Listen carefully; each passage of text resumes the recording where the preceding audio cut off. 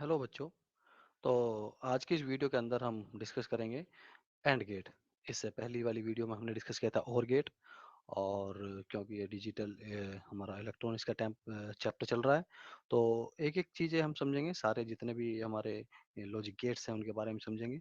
तो और गेट हम समझ चुके हैं। आज जो हमें डिस्कस करना है वो एंड गेट हम समझेंगे। और एंड गेट में भी जो हमारा उसका सिंबल क्या है, एंड गेट क्या होता है, और ट्रुथ टेबल इसकी क्या है, बूलियन एक्सप्रेशन इसके लिए क्या है, और इससे सर्किट डायग्राम के थ्रू भी हम इसकी ट्रुथ टेबल को समझेंगे। तो ये टॉपिक आज हमारे हैं। चलिए आगे बढ़ते हैं। तो और गेट का जो सिंबल होता है वो किस इस तरह का होता है। इसके अंदर दो इनपुट यहाँ पर होंगे और एक आउटपुट इसके अंदर ये होगा। यहाँ पर इसको वाई हम कह सकते हैं आउटपुट को। ये आउटपुट इसका ये होगा वाई। और इसको जो हम पढ़ेंगे वो पढ़ेंगे ए एंड बी, या A dot B, A multiply भी कह सकते हैं या समझने के लिए, या ए डॉट बी भी समझ सकते हैं। लेकिन अगर इसको सही तरीका है पढ़ने का तो वो है ए एंड बी। ये ए और बी हमारा इनपुट है और आउटपुट हमारा इस तरह से ये मिलता है। सिंबल इसका इस तरह से है। और ये जो होता है ये हमारा एंड गेट कहलाता है। ये एंड गेट हमारा होता है ये इस तरह से। ये इसका सिंबल हुआ। तो नेक्स्ट इसका देख लेते हैं। जो इसकी ट्रुथ टेबल है वो ये है। एंड गेट हमारा इस तरह का है। इसमें दो इनपुट होंगे, दो से ज्यादा इनपुट भी हो सकते हैं, लेकिन दो इनपुट को लेकर हम समझेंगे इसमें। और जो इसका वाई यहाँ पर जो है, ये वाई आउटपुट इसका जो यहाँ पर ये वाई है। यहाँ पर जो वाई इसमें है ये ए कहलाएगा यहाँ पर। ए और ए एंड बी, या ए डॉट बी भी कह सकते हैं समझने के लिए। मल्टीप्लाई के तरीके से हम इसको एक तरीके से वही है। तो ए डॉट बी इसको हम पढ़ेंगे, या हम ए और ए एंड बी इसको कहते हैं ये इसका। और ये जो इक्वेशन है इसी को हम बूलियन एक्सप्रेशन कहते हैं।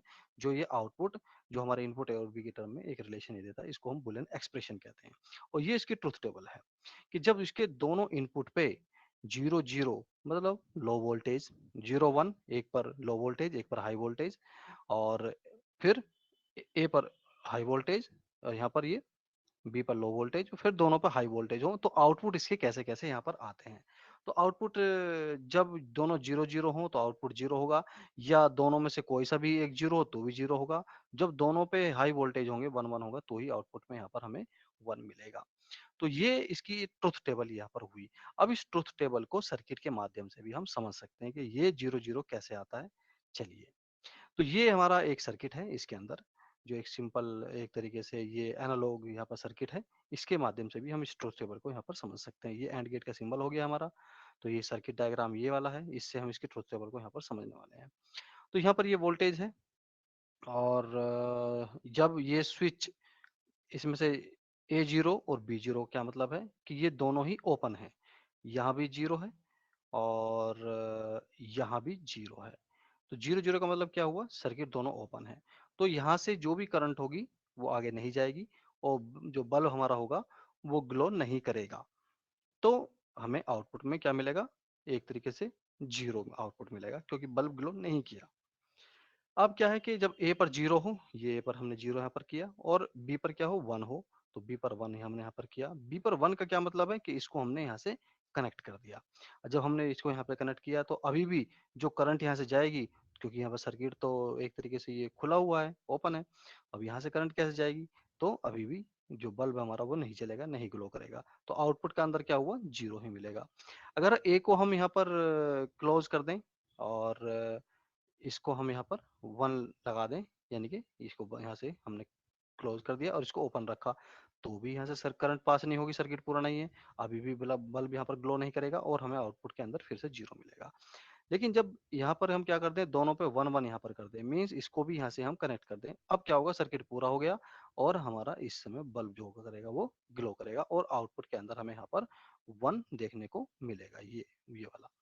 तो इस तरह से हम एक एनालॉग सर्किट के माध्यम से इसको समझ सकते हैं। एक और सर्किट इसका है जो बहुत ही महत्वपूर्ण है, जो पीएन जंक्शन डायोड को समझ के हम उसको करते हैं।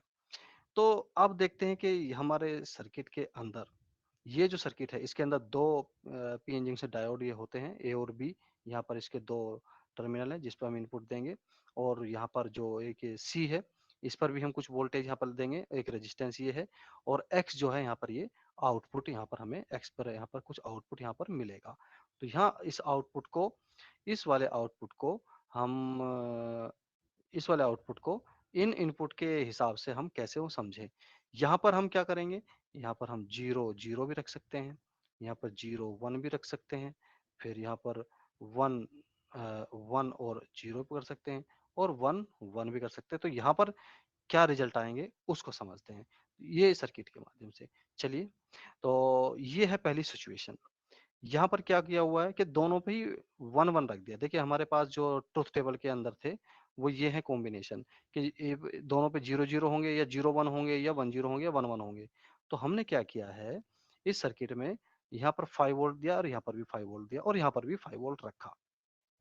5 वोल्ट को जनरली हम हाई वोल्टेज में लेते हैं, यानी कि यहाँ पर अब 1 जो ये है यहाँ पर, ये एक तरीके से यहाँ पर ये 1 और यहाँ पर भी 1 हम अप्लाई यहाँ पर कर रहे हैं। जब यहाँ पर हमने हाई वोल्टेज इसको दे दिया, तो एक तरीके से ये जो पीएन जंक्शन डायोड है, तो ये हाई वोल्टेज यानी कि हाई वोल्टेज का मतलब प्लस इसको जब यहाँ से पीएन जंक्शन डायोड के ये नेगेटिव टर्मिनल से ऐड हो गया, तो ये दो डायोड दोनों ही, ये डायोड भी और ये डायोड भी दोनों ही एक तरीके से रिवर्स बायसिंग पे हो गए। और रिवर्स बायसिंग का क्या मतलब है कि ये ऑफ हो गए, हाई रेजिस्टेंस शो करते हैं, अपने अंदर से कोई भी करंट यहाँ पर ये जाने नहीं देंगे।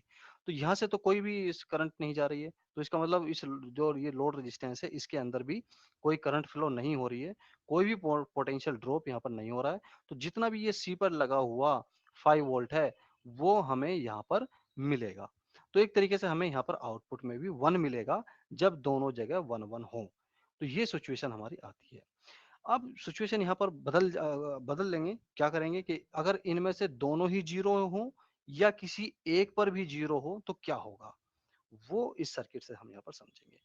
यहाँ पर हमने 0-0 दिया। 0-0 क्या मतलब हुआ कि इन दोनों को ही हमने यहाँ पर ग्राउंड कर दिया है। ग्राउंड करने का मतलब क्या है, इसको 0 वोल्टेज पे रखा है। तो और ये क्या है, यहाँ से ये 5 वोल्ट से जुड़ा हुआ है एक तरीके से। तो ये दोनों ही एक तरीके से यहाँ पर फॉरवर्ड बायसिंग पे यहाँ पर ये काम कर रहे हैं। और जब फॉरवर्ड बायसिंग पे काम कर रहे हैं, तो इसके अंदर तो एक पोटेंशियल बैरियर बहुत छोटा-सा होता है, लगभग 0.6 वोल्ट का होता है डायोड के अंदर।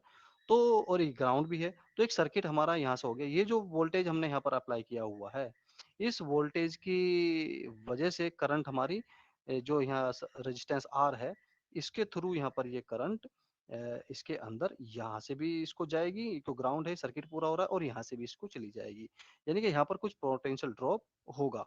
तो आउटपुट के अंदर जब यहाँ से कुछ पोटेंशियल ड्रॉप हो गया और सर्किट इधर से हो रहा है, तो आउटपुट के अंदर यहाँ पर हमें एक तरीके से लॉजिकली हम देखें तो वो ये जो वोल्टेज आएगा, अगर आइडियल डायोड है तो इसके अंदर पोटेंशियल ड्रॉप 0 होगा, लेकिन प्रैक्टिकली आइडियल डायोड नहीं होते हैं। तो जो इसका लगभग 0.6 वोल्ट के आसपास इसका अपना पोटेंशियल ड्रॉप इसके अंदर होता है, वही पोटेंशियल ड्रॉप हमें आउटपुट के अंदर यहाँ पर मिलेगा। ये बहुत कम है, तो जनरली लॉजिकली हम इसको 0 मानते हैं। तो ये दोनों ही सिचुएशन में होगा। अगर हम यहाँ पर 0-0 अप्लाई कर दें या 0-1 अप्लाई कर दें, तो फिर 0 और या फिर 1 और 0 अप्लाई कर दें, तो फिर ये होगा कि एक फॉरवर्ड बायसिंग है तो यहाँ से करंट पास हो जाएगी, जब दूसरा फॉरवर्ड बायसिंग होगा तो यहाँ से करंट पास हो जाएगी, लेकिन लोड रेजिस्टेंस यहाँ यहाँ पर जो आउटपुट में हमें वो 0 ही यहाँ पर मिलेगा। तो ये जो हमारी ट्रुथ टेबल थी कि जो अगर 0-0 होंगे तो क्या आएगा, 0 ही आएगा। और अगर ए और बी 0-1 होंगे तो क्या आएगा, 0 ही आएगा। और अगर ये 1 और 0 है तो क्या आएगा, वो 0 ही आएगा। और दोनों पे अगर 1-1 है तो 0 ही यहाँ पर आएगा। तो ये सिचुएशन हमारी इस सर्किट से सेटिस्फाई होती है। तो आई होप सबको ये एंड गेट समझ में आया होगा। तो अगली जो वीडियो में डिस्कस करेंगे हम नॉट गेट जो होता है उसको भी बिल्कुल इसी प्रकार से समझेंगे। तो आज हम इतना ही रखते हैं। Thank you. जय हिंद।